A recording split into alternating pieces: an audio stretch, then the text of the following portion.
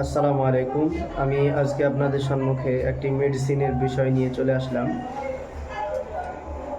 যিনাদের গেটে বাত, গাঁটে গাঁটে যাদের বাত বা ব্যথা হয়ে থাকে তাদের জন্য এই ভিডিওটি খুবই অত্যন্ত গুরুত্বপূর্ণ হতে চলেছে। আপনারা ভিডিওটি স্কিপ না করে শেষ পর্যন্ত দেখুন।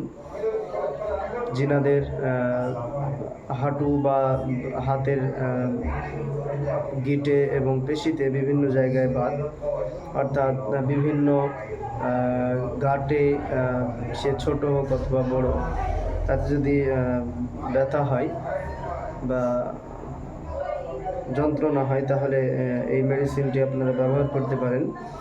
রোগের শুরুতেই ব্যবহার করবেন